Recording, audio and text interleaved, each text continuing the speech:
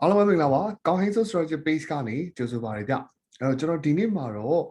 လူငယ်တွေအတွက်ပေါ့နော်လူငယ်တွေအတွက်အသုံးဝင်နိုင်မယ်เนาะကျွန်တော်စူးစမ်းနေတဲ့လူတွေအတွက်အသုံးဝင်နိုင်မယ်ကျွန်တော်ဒါ online seminar လေးတစ်ခုကိုလုပ်ပေးချင်ပါတယ်ဒါလေးကနိုင်ဝက်45မိနစ်လောက်တော့ကြာနိုင်ပါတယ်ပေါ့နော်အဲ့တော့ဒီကောင်လေးက live record တော့မဟုတ်ဘူးเนาะsorry live တော့မဟုတ်ဘူးပေါ့နော်ကျွန်တော်ဒါ record လုပ်ထားတဲ့ video ဖြစ်ပါတယ်အဲ့တော့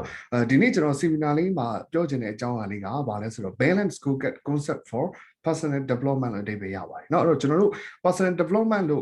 ကျွန်တော်တို့သုံးလုံးလေးရှိကြတယ်တကူကြီးကိုရဲ့တိုးတက်မှုပေါ့เนาะကျွန်တော်တို့လိုချင်တဲ့အောင်မြင်မှုကျွန်တော်တို့လိုချင်တဲ့ goals တစ်ခုကိုသွားတဲ့နေရာမှာเนาะကျွန်တော်တို့ဒီ balance scorecard concept လို့ခေါ်တယ်ဒါနာမည်ကြီးဒါ business management tools တစ်ခုကို concept တစ်ခုကိုကျွန်တော်တို့ဘယ်လိုအသုံးချမလဲဆိုတာလေးကိုကျွန်တော်ဒီ seminar လေးနဲ့ပြောသွားချင်တာဖြစ်ပါတယ်ဒီဟုတ်ပြီအဲ့တော့တချို့လေ balance scorecard concept ဆိုတော့ကျွန်တော်ကြားဘူးလိမ့်မယ်တတိယဖြစ်တော့ BSC concept လို့ခေါ်တယ်ပေါ့ဗျာเนาะအဲ့တော့ balance scorecard concept ကိုတချို့လေကြားဘူးလိမ့်မယ်အဲ့တော့တတိယဖြစ်ဒီ balance scorecard concept ဆိုတာတော့ဘာလဲဆိုတော့ကျွန်တော်တို့ကြားဘူးနေကြဖြစ်တဲ့စီးပွားရေးလုပ်ငန်းတွေမှာ KPI လို့ကျွန်တော်ပြောကြတယ်เนาะ Key Performance Indicator အဲ့တော့ Key Performance Indicator ဒီဘယ်ကထွက်လာလဲဆိုတော့ balance scorecard concept ကိုအခြေခံထားတဲ့ strategy map ဆိုတဲ့လုပ်ငန်းရဲ့ဒါမဟာဗျူဟာမြောက်လမ်းစဉ်ကနေပြီးတော့ကျွန်တော်ထွက်လာတာဖြစ်ပါတယ်เนาะအဲ့တော့တတိယဖြစ်တော့ KPI ရဲ့အခြေခံဒီ balance scorecard concept ဖြစ်ပါတယ်เนาะအဲ့တော့ balance scorecard concept အကြောင်းကိုကျွန်တော်အရင်ဆုံးနည်းနည်းလေးကျွန်တော် knowledge လေး sharing ထပ်ပြီးတော့လုပ်ပေးချင်ပါတယ်အဲ့တော့ balance scorecard concept ကိုဒါကျွန်တော်ဖော်ထုတ်ခဲ့တဲ့ပညာရှင်နှစ်ဦးကတော့ဒါကျွန်တော်ဒီမှာပုံမှန်ပြထားသလိုပဲ Robert Kaplan နဲ့เนาะကျွန်တော် Dr. Robert Kaplan နဲ့ Dr. David Norton တို့ဖြစ်ပါတယ်เนาะသူတို့နှစ်ဦးက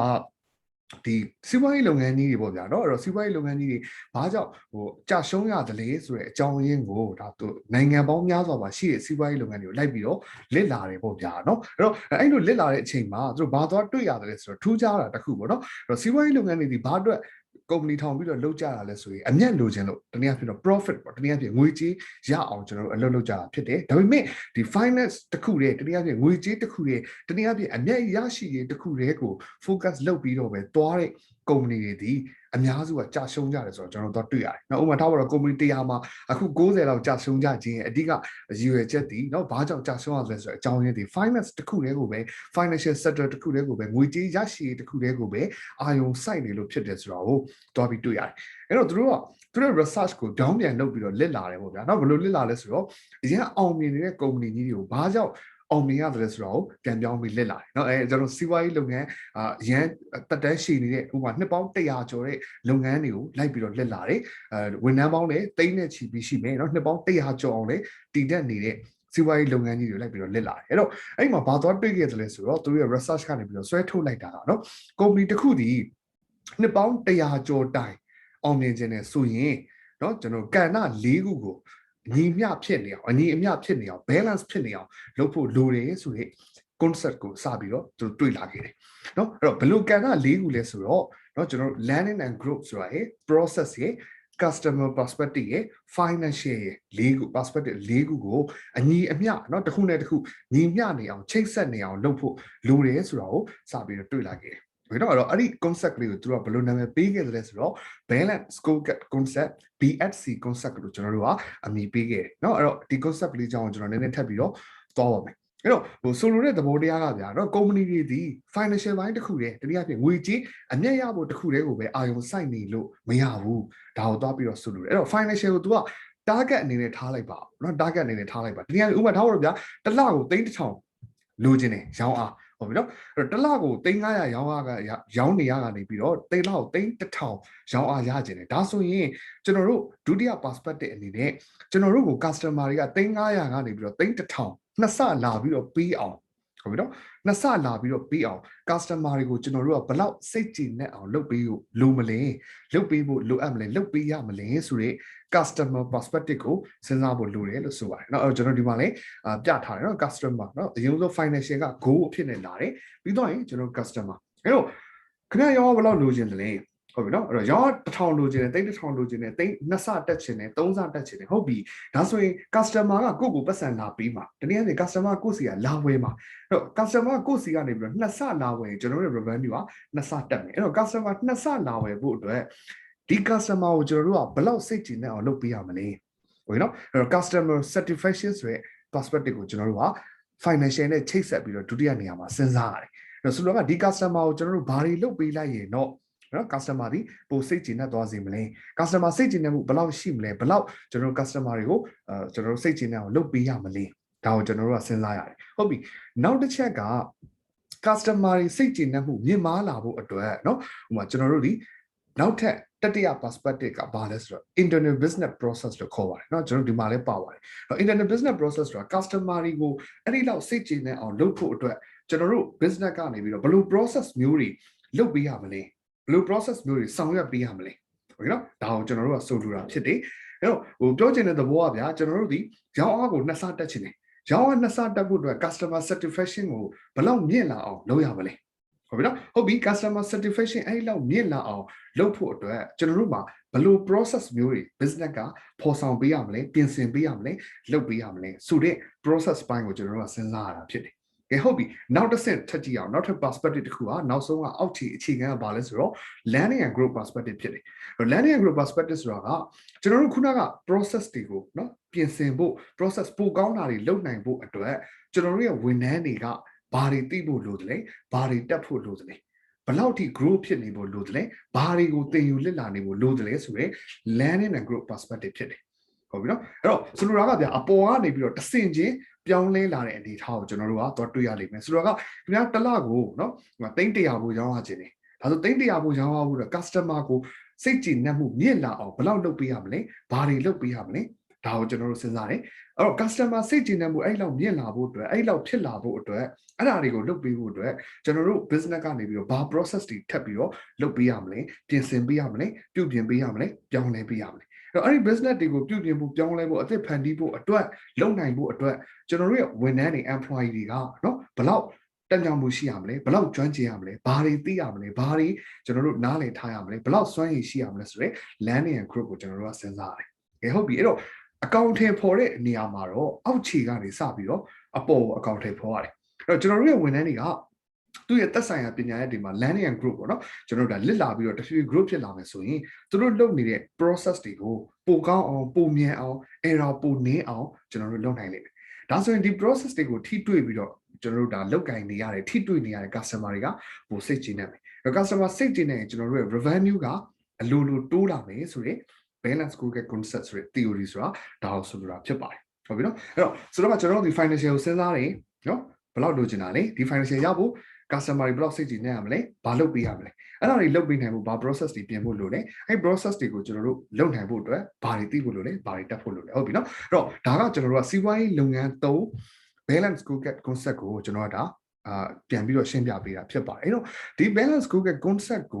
ုနော်စီးပွားရေးလုပ်ငန်းကြီးတွေမှာပဲသုံးနေလို့ရတာလားဆိုတော့မဟုတ်ဘူးဗျာနော်ကျွန်တော်တို့ရဲ့ personal life မှာလည်း personal develop ဖြစ်ဖို့အတွက်ကျွန်တော်တို့ကသုံးလို့ရတယ်အဲ့တော့ကျွန်တော်ကိုယ်တိုင်လည်းဒီ balance scorecard concept ကိုကျွန်တော်အတွက်ကျွန်တော်သုံးခဲ့တယ်ကျွန်တော်အတွက်ကျွန်တော် strategy map တစ်ခုရွေးထုတ်ခဲ့တယ်ကျွန်တော်အတွက်ကျွန်တော် KPI တွေပြန်ပြီးတော့သတ်မှတ်ခဲ့တယ်အဲ့တော့ကျွန်တော်ဒီလိုသတ်မှတ်ပြီးတော့တိုင်းတာပြီးတော့လှုပ်ဆောင်ခဲ့တဲ့အတွက်ကျွန်တော်သတ်မှတ်ထားတဲ့အချိန်အတွင်းမှာကျွန်တော်လိုချင်တဲ့ goals တွေရခဲ့တယ်ပေါ့ဗျာနော်ဟုတ်ပြီနော်အဲ့တော့ personal development လုပ်တဲ့နေရာမှာเนาะ balance scorecard concept နဲ့ KPI ဆိုတာတွေကိုဘယ်လိုသုံးမလဲဆိုတာကိုကျွန်တော်အခုဆက်ပြီးတော့ပြောချင်ပါတယ်ဟုတ်ပြီเนาะဒါဆိုကျွန်တော်တို့example နမူနာလေးနဲ့ကြည့်အောင် okay ဒါလေးကိုကြည့်ပါဦးเนาะဒါမှကျွန်တော်တို့ဒီ slide လေးမှာခေါင်းစဉ်ကပါလဲဆိုတော့ strategic map for total income 10 lakh per month ပေါ့เนาะဒီလိုကြီးထားတယ်ဆိုတော့ကတစ်လောက်ငွေ10သိန်းရမယ်ဆိုတော့လူတူကเนาะကျွန်တော်တို့သူ့ရဲ့ goals ကိုပြည့်ဖို့အတွက်ဘယ်လို strategy ချပြီးတော့ဘယ်လိုတိုင်းတာသတ်မှတ်ထားသလဲဆိုတာကိုကျွန်တော်ကဒီမှာ balance scorecard ကိုသုံးပြီးတော့နမူနာအနေနဲ့ရေးဆွဲပြထားတယ်ဒါလေးကိုကျွန်တော်လက်လာကြည့်အောင်ဟုတ်ပြီနော်ဟုတ်ပြီအဲ့တော့ဆိုတော့ဗျာတစ်လောက်10သိန်းဝင်ရခြင်းနဲ့ဒါသူ့ရဲ့ဘာလဲဆိုတော့ vision ပေါ့တနည်းအားဖြင့်သူ့ရဲ့ goal ပေါ့ဟုတ်ပြီနော်ကျွန်တော်တို့နော်ဘာတွေတိုင်းတာမယ်ဘာတွေလုပ်မယ်ဆိုတာကိုမသတ်မှတ်သေးခင်ကျွန်တော်တို့မှာဘာအရင်ဆုံးရှိဖို့လို့လဲဘန်းနိုင်တစ်ခုရှိဖို့လို့လဲ goal တစ်ခုရှိဖို့လို့လဲကိုဘယ်ကိုသွားချင်တာလဲဟုတ်ပြီနော်ဟုတ်ပြီအဲ့တော့ဒီလူရဲ့ personal goal ကကျွန်တော်တို့ဘာရချင်တာလဲokay 10 lakh per month ပေါ့တစ်လောက်ငွေ10သိန်းဝင်ခြင်းနဲ့ဒါသူ့ရဲ့နာမည်မောင်မောင်ဆိုတော့ဗျာနော်အဲ့တော့တစ်လောက်10သိန်းဝင်ဖို့အတွက်သူဘယ်လိုသွားမလဲကျွန်တော် strategy နမူနာလေးဆွဲထားတယ်ဒါလေးတစ်ချက်ကြည့်ကြည့်ပါဦးကဲဟုတ်ပြီအဲ့တော့ ဒီဘက်ဆုံးမှာကြည့်အောင်เนาะကျွန်တော်တို့မှာအပြာရောင်အလုံးလေးတွေနဲ့ရေးထားတဲ့ section ကိုကျွန်တော်တို့တွေ့ရလိမ့်မယ်เนาะဒီအပြာရောင်အလုံးလေးတွေနဲ့ရေးထားတဲ့เนาะ strategic objective ဆိုတဲ့အကန့်ကဒါကျွန်တော်တို့ဘာကိုပြောချင်တာလဲဆိုတော့ strategy map လို့ခေါ်တယ်ဟုတ်ပြီเนาะ map ဆိုတော့ဘာလဲဆိုတော့မြေပုံပြောပြเนาะမြေပုံဆိုတာဟိုနေရာကိုရောက်ချင်တယ်ဆိုရင်ဒီနေရာကနေပြီးတော့ဒီ land တိုင်းသွားမယ်ဒီကိုရောက်မယ်ဒီကနေတစ်ဆင့်ဟိုကိုသွားမယ်ဘယ်ချိုးမယ်ညာချိုးမယ်ဒါ map ပေါ့เนาะဟုတ်ပြီเนาะအဲ့တော့ strategy map ဆိုတာလေဒီလိုပဲเนาะ strategy map ဆိုတော့ကျွန်တော်ဒီမှာအလုံးလေးတွေနဲ့လမ်းညွှန်မြေပုံလေးဆွဲပေးထားတယ်အဲ့တော့အဲ့လမ်းညွှန်မြေပုံလေးကိုကျွန်တော်အရင်ကြည့်အောင်အရင်ဆုံးကျွန်တော်ဒီမှာအရောင်လေး၄ခုတွေ့လိမ့်မယ်เนาะကျွန်တော်ဒီမှာအသားရောင်လေးရယ် gray လေးရယ်အစိမ်းရောင်လေးရယ်ဒီအောက်ကအပြာနူလေးရယ်အဲ့တော့ဒါတွေကဘာလဲဆိုတော့ခုနကကျွန်တော်တို့ပြောခဲ့တဲ့ balance school cap ဆိုတဲ့ BSc concept ကိုဒီထဲမှာထည့်သွင်းထားတာဖြစ်တယ်ဟုတ်ပြီเนาะအဲ့တော့ပထမဆုံးက financial လာတယ်နောက်တစ်ခါ customer လာတယ်နောက်တစ်ခါ internal process လာတယ် learning and growth လာတယ်အဲ့တော့ကျွန်တော်တို့ခုနကပြောခဲ့တဲ့ balance school cap မှာ financial ဘယ်လောက်လိုချင်လဲ target ချဟုတ်ပြီနော်အဲ့ financial target ကိုရဖို့ကိုယ့်ရဲ့ customer ကိုဘယ်လောက်စိတ်ကြည်နေအောင်လုပ်ပေးရမလဲဘာတွေစိတ်ကြည်နေအောင်လုပ်ပေးရမလဲဒါကိုစဉ်းစားတယ်နောက်တစ်ခါအဲ့ဒီ customer satisfaction စိတ်ကြည်နေမှုကိုရဖို့ဘယ်လို process တွေလုပ်ဖို့လိုသလဲဒါကိုစဉ်းစားတယ်နောက်တစ်ခါအဲ့ process ကိုလုပ်နိုင်ဖို့ဘယ်လောက်တက်ဖို့လိုသလဲဘာတွေကျွမ်းဖို့လိုသလဲဘာ skill တွေရှိဖို့လိုသလဲဒီ concept ပေါ့နော်ကဲဟုတ်ပြီအဲ့တော့သူ့ရဲ့ goal ကဘာလဲဆိုတော့တစ်လကိုငွေ10သိန်းဝင်ရန်ဘယ်လောက်ဝင်ချင်တာလဲတစ်လောက်ငွေ10သိန်းဝင်ချင်တာဒါသူ့ရဲ့ဘာလဲဆိုတော့ goal မှာဒါသူ့ရဲ့ financial goal ဖြစ်တယ်ဟုတ်ပြီနော်ဒါကြောင့်ကျွန်တော်တို့က financial ဆိုတဲ့အကန့်ထဲမှာထည့်ထားလိုက်တယ်ကဲဟုတ်ပြီအဲ့တော့သူ့ရဲ့ strategy ကိုထပ်စဉ်းစားကြည့်အောင်နော်သူ့ရဲ့ strategy ကဒီတစ်လကိုငွေ10သိန်းဝင်ဖို့အတွက်သူဘယ်လိုလုပ်မလဲဆိုတော့သူကရုံးဝင်တန်းတစ်ယောက်ဖြစ်တယ်ဟုတ်ပြီနော်ရုံးဝင်တန်းတစ်ယောက်ဖြစ်တဲ့အတွက်သူဒီယာရုတစ်ဆင့်တိုးအောင်သူလုပ်မယ်ဟုတ်ပြီနော်အဲ့တော့ယာရုတစ်ဆင့်တိုးရင်ဒါသူလစာတိုးမယ်ပေါ့ဗျာနော်အဲ့တော့ဒီလိုနီးတဲ့သူလုပ်မယ်နောက်တစ်ခါသူကိုယ်ပိုင်စီးပွားရေးတစ်ခုလည်းသူလုပ်အောင်မယ်ပေါ့နော်ဟိုမှာတနိုင်တပတ်ရဖုန်းအယောင်းဝယ်သူလုပ်မယ်နှစ်ခုပေါ့နော် strategy နှစ်ခုခွဲတက်သွားတယ်အဲ့တော့အဲ့နှစ်ခုအောင်မြင်နေဆိုရင်သူဘာရအောင်လဲတစ်လောက်10သိန်းအမျက်အသရင်ရမယ်လို့သူမှန်းထားတယ်ဟုတ်ပြီအဲ့တော့ယာရုတစ်ဆင့်တိုးကိုဘာလုပ်ရမလဲနော်ဟုတ်ပြီနော်သူယာရုတစ်ဆင့်တိုးခြင်းနေအဲ့တော့ customer perspective ကိုကြည့်ရတာပေါ့နော်အဲ့တော့ယာရုတစ်ဆင့်တိုးဖို့အတွက် customer ဆိုတာကိုယ့်ရဲ့ personal ဖြစ်တဲ့အတွက်ဝန်ထမ်းဖြစ်တဲ့အတွက်ဝန်ထမ်းကိုယ့်ရဲ့ customer ဘာလို့လဲဆိုတော့အလုပ်ရှင်ပေါ့ဟုတ်ပြီနော်အလုပ်ရှင်ပေါ့တော့ကိုယ့်အထက်လူကြီးပေါ့အလုပ်ရှင်ပေါ့အဲ့တော့ customer စိတ်ကြည်နပ်အောင်ဘာတွေလုပ်ရမလဲ customer perspective ကိုကျွန်တော်တို့စစဉ်းစားပြီအဲ့တော့ရှင်းပါတယ်ဗျာကိုကဝန်ထမ်းဖြစ်တဲ့အတွက်တော့တစ်ဆင့်မြင့်တာဝန်တွေယူနိုင်ရင်အလုပ်ရှင်ကကြည်နပ်မယ်เนาะကျွန်တော်ဒီမှာဆိုတော့ customer perspective မှာကျွန်တော်တို့နောက်ထပ် map တစ်လုံးထပ်ပြီးတော့ပေါ်ထွက်လာပြီဟုတ်ပြီကဲဟုတ်ပြီအဲ့တော့ဒါဆိုရင်ကျွန်တော်တို့ကအလုပ်ရှင်စိတ်ကြည်နပ်လောက်တဲ့တစ်ဆင့်မြင့်တာဝန်တွေကိုထပ်ဆောင်နိုင်မှုတွေကျွန်တော်တို့ဘာ process တွေဘာလုပ်ငန်းစဉ်တွေလုပ်ရမလဲသူစဉ်းစားတယ်ဟုတ်ပြီနော်အဲ့တော့ तू ဘာလို့တတ်မှတ်လိုက်လဲဆိုတော့တစ်လောက်ကိုဌာနရဲ့ process အသစ်တစ်ခုကိုလစ်လာမယ်နော်ဌာနလုပ်ငန်းတွေအတွင်းမှာ process အသစ်တစ်ခုကို तू ကျွမ်းကျင်အောင်လုပ်မယ် तू တက်အောင်လုပ်မယ်အဲ့တော့ဒီလိုနဲ့ပို့ပြီးများလာရင်တစ်ဆင့်မြင့်တာဝန်တစ်ခုကို तू ထမ်းဆောင်လာနိုင်တယ်အဲ့တော့သူ့ရဲ့တစ်ဆင့်မြင့်တာဝန်ကိုထမ်းဆောင်လာနိုင်ရင်သူ့ရဲ့အလုပ်ရှင်အထက်လူကြီးတွေက satisfy ဖြစ်မယ်ကျေနပ်မယ်ဒါဆိုရင် तू ဘာဖြစ်မလဲယာရုတိုးမယ်ယာရုတိုးရင်ဘာဖြစ်မလဲလစာရမယ်အဲ့တော့ဒါမျိုးချိတ်ဆက်ပြီးတော့စဉ်းစားသွားတယ်ဟုတ်ပြီအဲ့တော့ internal process မှာကျွန်တော်တို့ကတစ်လောက်ဌာနရဲ့လုပ်ငန်းစဉ်တစ်ခုလစ်လာမယ်ဒါဆိုရင်ကျွန်တော်အောက်မှာ learning and growth ပေါ့အဲ့တော့အဲ့ဒီ process ကိုလုပ်နိုင်ဖို့ကျွန်တော်ဘာလုပ်ဖို့လိုလဲเนาะအဲ့တော့အဲ့ဒီသင်ယူတဲ့လုပ်ငန်းအတွင်းမှာသင်ယူမဲ့ process နဲ့ပတ်သက်တဲ့ theory နော်လုပ်ငန်းထဲမှာ process တွေအများကြီးရှိတယ်ဒီ process ကိုဘာကြောင့်လုပ်ရတာလဲဒီအလုပ်ကိုဘာကြောင့်လုပ်ရတာလဲအဲ့တော့ theory နဲ့သူပြန်တွဲပြီးတော့လစ်လာမယ်ဟုတ်ကဲ့နော်ဆိုတော့လုပ်ငန်းဝင်ထဲမှာကြီးပဲအလုပ်ကြီးပဲပုံစံမျိုးလက်လာနေတာမဟုတ်ဘူးเนาะဒီအလုပ်ကိုဘာကြောင့်လုပ်ရတာလဲဆိုတဲ့ theory ဘိုင်းကိုနားလည်အောင်ဒါသူ learning and growth လုပ်မယ်เนาะ learning လုပ်မယ်เนาะဒါမျိုးဟုတ်ပြီအဲ့တော့အဲ့ဒီအတွက်သူဘာလုပ်မလဲဆိုတော့နောက်ဆုံး learning and growth မှာလိုအပ်တဲ့သင်တန်းတွေတက်မယ်ဒါနဲ့စတယ်ပေါ့နော်ကဲဟုတ်ပြီကဲအဲ့တော့ဒီဘက်က strategy ကိုကြည့်အောင်ဒီဘက်မှာသူက financial မှာနောက်ထပ်တစ်ခုထားတာတစ်လောက်10သိန်းဝင်ဖို့အတွက်ဘာနဲ့လုပ်မလဲဆိုတော့ second hand phone လေးတွေရောင်းဝယ်လုပ်မယ်เนาะတနိုင်တစ်ပတ်ရဖုန်းတွေရောင်းဝယ်လုပ်မယ်ဟုတ်ပြီအဲ့တော့တနိုင်တစ်ပိုင်းအရောင်းဝယ်လုပ်မယ်ဆိုလို့ရှိရင်ကျွန်တော်တို့ရဲ့ customer တွေကဘယ်သူဖြစ်သွားပြီလဲ second hand phone ဝယ်မဲ့သူတွေကကျွန်တော်တို့ရဲ့ customer ဖြစ်သွားတယ်အဲ့တော့ phone second hand ဝယ်မဲ့လူကဘယ်လိုလုပ်ပြီးရင်သူစိတ်ကြည်နပ်မလဲဒါကိုကျွန်တော်တို့ကစဉ်းစားရတယ်အဲ့တော့ तू ကသူ့ရဲ့ customer တွေကဘယ်လိုအနေထားဆိုတော့ဈေးနှုန်းမှန်မယ်အည်အသွေးကောင်းမယ်အာမခံ3လပေးမယ်ဆိုရင် satisfaction ဖြစ်မယ်စိတ်ကြည်နပ်မှုတက်မယ်ဒါကို तू ကဒီမှာထည့်ထားတယ်အဲ့တော့ဆိုတော့အဲ့ဒီမှာဒီနေရာမှာ clear ဖြစ်ဖို့လိုတာနော်ကိုယ့်ရဲ့ customer ဘယ်သူလဲဆိုတာသိဖို့လိုတယ်ဟုတ်ကဲ့နော်အရင်ဆုံးကိုယ့် customer ဘယ်သူလဲဆိုတာကိုသိတော့မှအဲ့ဒီ customer ကိုဘယ်လိုလုပ်ရင်နော်ဘယ်လိုလုပ်ရင်ဘာလုပ်ပေးရင်စိတ်ကြည်နပ်မလဲဆိုတော့စဉ်းစားလို့ရပါဒါကိုကျွန်တော်သိဖို့လိုဆိုတော့ know your customer ပေါ့နော် know your customer အဲ့တော့ခင်ဗျားရဲ့ customer ဘယ်သူလဲဒါကိုအရင်သိအောင်လုပ်ဖို့လိုအဲ့တော့သူ customer တွေကို तू သိတယ် ဒါကြောင့်သူ့ customer တွေဒီဘာလို့ရင်စိတ်ကြည်နေမလဲဆိုတော့ तू သိလို့ဒီထဲမှာထည့်လိုက်တယ်နော်ဟုတ်ပြီဗာလေဈေးနှုန်းမှန်မယ်အကြီးသွေးကောင်းမယ်3လအာမခံပေးမယ်ဒါဆိုသူစီက second hand နေပိုရောင်းရမယ်ဟုတ်ပြီအဲ့လိုရောင်းရဖို့တနည်းအားဖြင့်အဲ့လိုဈေးနှုန်းမှန်အကြီးသွေးကောင်းဖို့3လအာမခံလုပ်ဖို့အတွက်သူ process အနေနဲ့ဘာလုပ်ရမလဲเนาะဘာလုပ်ရမလဲဆိုတော့တပတ်ရဖုန်းရောင်းချတဲ့ဆိုင်ကြီးတွေနဲ့ချိတ်ဆက်မယ်နော်တပတ်ရဖုန်းရောင်းချတဲ့ဆိုင်ကြီးတွေဆိုတော့သူတို့စီကနေပြီးတော့ကျွန်တော် warranty လေးရနိုင်မယ် service လေးရှိနိုင်မယ်ဒါမျိုးပေါ့ဗျာနော်များများယူရင်လက်ကားစီးလေးရနိုင်မယ်သူကဒါမျိုးရည်ရွယ်ပြီးတော့ဆိုင်ကြီးတွေနဲ့တနည်းအားဖြင့် supplier ရှာတဲ့ process ကိုလုပ်မှာပေါ့နော်ဟုတ်ပြီ supplier ကောင်းကောင်းရှာတဲ့ process ကိုသူလုပ်မယ်အဲ့ဒီကနေပြီးတော့သူနောက်ထပ်ဘာလုပ်မလဲဆိုတော့ဒီအဲ့လိုလုပ်နိုင်ဖို့အတွက်ဖုန်းမျိုးစားတစ်ခုစီအကြောင်းနဲ့အယောင်းအဝယ်ကိုသူလစ်လာရန်ဟုတ်ပြီနော်လစ်လာရန်ဆိုပြီးတော့ဒါ landing and group perspective မှာသူစဉ်းစားတယ်အဲ့တော့သူဘာထပ်လုပ်မလဲလိုအပ်တဲ့တင်တန်းတက်မယ်တော့လိုအပ်တဲ့လစ်လာမှုတွေသူလုပ်မယ်ဒါမျိုးပေါ့နော်ဟုတ်ပြီအဲ့တော့ဒါဒီ balance scorecard ကိုအခြေခံပြီးတော့ကျွန်တော်တို့ကသွားမယ့်လမ်းစဉ်တစ်ခုကိုဆွဲလိုက်တာပေါ့နော်အဲ့တော့ဒါတွေမကဘဲနဲ့ကျွန်တော်တို့ကဘာလုပ်လို့ရလဲဆိုတော့ဒီ map တစ်ခုချင်းစီဒီ map အလုံးလေးတစ်ခုချင်းစီကိုကျွန်တော်တို့ကပြန်ပြီးတော့အတိုင်းအတာတွေလုပ်ဖို့လိုတယ်အဲ့တော့ဒီအတိုင်းအတာတွေကိုကျွန်တော်တို့ key performance indicator လို့ခေါ်တယ် KPI ပေါ့ဗျာနော် personal KPI ပေါ့ကိုပြန်တိုင်းတဲ့ KPI ပေါ့ဟုတ်ပြီနော်အဲ့တော့ KPI ဟုတ်ပြီအဲ့တော့ဒီမှာကျွန်တော် target ဆိုတာလေးရှိတယ်ကြည့်အောင်ဒီမှာ year 1 2 3ဆိုပြီးတော့3နှစ်စာသူက target ချထားတယ်နော်အဲ့တော့ဒီမှာ3နှစ်စာ target ချထားတယ်ဆိုတော့သူဒီလစဉ်ငွေ10သိန်းကိုအချိန်ဘယ်လောက်အတွင်းမှာဝင်ကျင်တာလဲ3နှစ်ပြည့်တဲ့အချိန်မှာတစ်လကိုသူ10သိန်းဝင်နေချင်ပြီโอเคနော်အဲ့တော့သူ့ကိုသူပြန်တိုင်းထားတယ်နော်ဘာရင်းနဲ့ပြန်တိုင်းထားလဲဆိုတော့နံပါတ်1ကtotal income per month ဆိုတဲ့เนาะ KPI နဲ့တိုင်းထားတယ်အဲ့တော့ပထမနှစ်မှာ9သိန်းဝင်ကိုဝင်ရမယ်ဝင်အောင်လုပ်မယ်ဒုတိယနှစ်မှာ10သိန်းဝင်ကိုဝင်ရမယ်တတိယနှစ်မှာ10သိန်းဝင်အောင်လုပ်မယ်ဒါမျိုးဟုတ်ပြီအဲ့တော့နံပါတ်2သူ့ကိုသူတိုင်းထားတဲ့ KPI တခုထပ်ဆွဲထုတ်ထားတယ်ဒါပါလို့ဆိုတော့ net saving per month ပေါ့တစ်လကိုဘယ်လောက်အသက်စုနိုင်တယ်လဲနော်အဲ့တော့စုတဲ့ငွေရှိလာတော့မှအဲ့ဒီငွေနဲ့သူကဒီ phone second hand နဲ့မှာပြန်ရင်းနှီးမယ်လာစာတိုးအောင်လုပ်မယ်ယာတို့တိုးအောင်လုပ်မယ်အဲ့ဒီကပြန်စုမယ်ဖုန်းအရောင်းဝယ်လုပ်မယ်အနည်းရမယ်ဒါကိုစုမယ်အဲ့တော့ငွေကပိုများလာမယ်ပြန်ရင်းနှီးမယ်ဒါမျိုးပေါ့နော်အဲ့တော့ပထမနှစ်မှာနော်ကျွန်တော်တို့လာတိုင်းတသိန်းစုမယ်လို့ target ထားတယ်ဒုတိယနှစ်မှာ2သိန်းစီစုမယ်လို့ target ထားတယ်တတိယနှစ်မှာ3သိန်းစီစုမယ်လို့ target ထားတယ်ကဲဟုတ်ပြီအဲ့တော့အဲ့ဒါတွေကဘာအတွက်တိုင်းထားတာလဲဆိုရင်ကျွန်တော်တို့အပေါ်ဆုံးက map ဖြစ်တယ်တစ်လငွေ10သိန်းဝင်ရန်ဆိုတဲ့ map အတွက်တိုင်းထားတဲ့ KPI တွေပေါ့နော်ဟုတ်ပြီနံပါတ်3ကိုကြည့်အောင် promotion to management level ပေါ့အဲ့တော့ management level ကိုယာရုတိုးဖို့သူလုပ်မယ်အဲ့ဒါကျွန်တော် KPI နဲ့တိုင်းထားတယ် key performance indicator ပေါ့နော်ကိုယ့်ရဲ့လှုပ်ဆောင်ချက်ကိုကောင်းမကောင်းကိုယ်တိုင်ပြန်တိုင်းတာပေါ့အဲ့တော့ဒါကကြတော့ဘယ်လိုလုပ်မလဲဆိုတော့ one time within 3 years เนาะဒီ3နှစ်အတွင်းမှာသူဘာလုပ်ရမလဲယာရုတိုးရမယ် management level ပေါ့နော်ရိုးယာရုမဟုတ်ဘူး management level ကိုယာရုတိုးအောင်သူလုပ်မယ်ဟုတ်ပြီနော်အဲ့တော့ဒါကကျတော့ဘာကိုတိုင်းတာလဲဆိုတော့ဒီဘက်ကယာရုတဆင့်တိုးဆိုတဲ့ map ကလေးကိုတိုင်းထားတာဟုတ်ပြီနော်အဲ့တော့ကျွန်တော်တို့က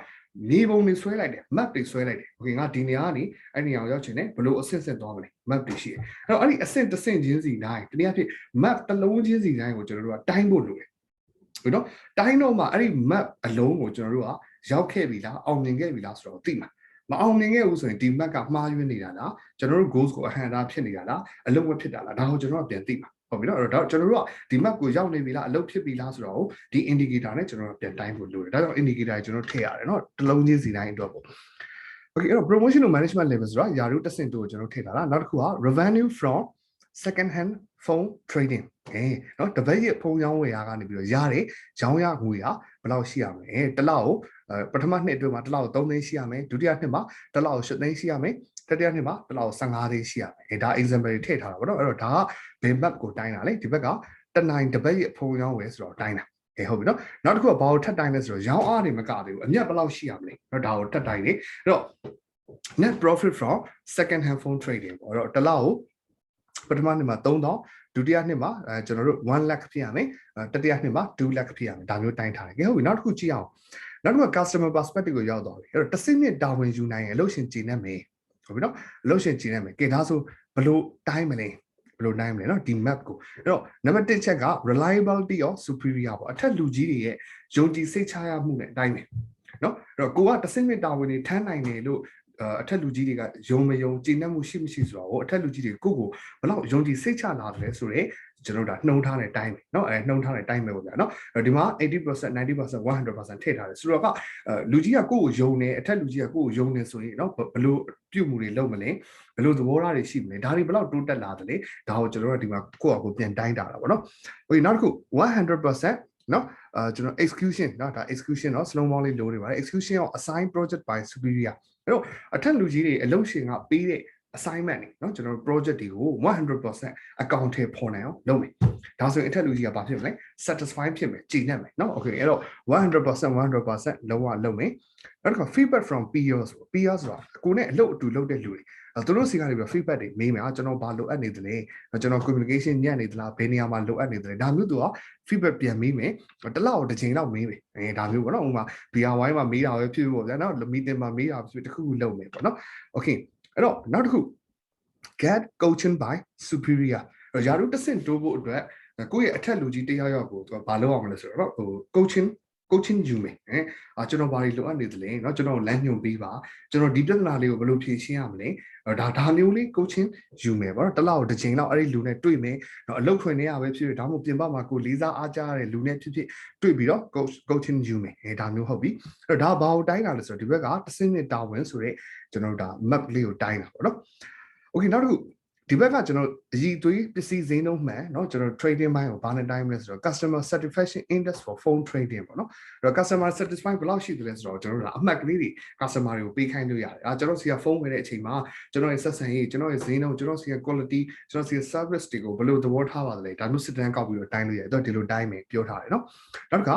number of complaint on sold out phone ပေါ့ရောင်းလိုက်ရတဲ့ဖုန်းတွေပေါ်မှာဘာ complaint တွေရှိလဲဥပမာ error တွေတက်နေရလား customer မကျေနပ်တာလားဥပမာအစိမ်းရတွေဘာတွေပေးပြုတ်ဟိုပါနေရလားပေါ့နော်အဲ့တော့ပေးလိုက်တဲ့ accessory ကမကောင်းတာလားအဲ့တော့ဒါတွေကို0ဖြစ်အောင်လုပ်မယ်အဲ့တော့ဒါကဘာကိုတိုင်းတာလဲဆိုတော့ customer perspective ကဈေးနှုန်းမှန်အကြီးအသွေးကောင်း3လအာမခံဆိုတဲ့ map ကိုတိုင်းတာဟုတ်ပြီနော် okay နောက်တစ်ခုကြည့်အောင်အဲ့တော့တလလင်ဌာနရဲ့ process တစ်ခုလစ်လာမယ်ပေါ့အဲ့တော့ဒါတော့ရှင်းပါတယ်ကျွန်တော်တို့ဒါတလကို one process per month ပေါ့နော် new process learning department เนาะအဲ့တော့တချို့အရှိရကိုဌာနမှာကိုအလုပ်ပဲကိုလုပ်နေတယ်တခြားလူတွေဘာလုပ်နေလဲစိတ်ဝင်စားဘူးဘာ process တွေရှိလဲစိတ်ဝင်စားဘူးကိုဌာနတခြားဘယ်ဌာနတွေချိတ်ဆက်နေလဲစိတ်ဝင်စားဘူးဒါမျိုးလုပ်လို့မရဘူးเนาะဒီလိုမဟုတ်ဘူးသူကတစ်ခုရအောင်လစ်လာပဲဟုတ်ပြီနော်အဲ့တော့ဒါကိုတိုင်းထားတာ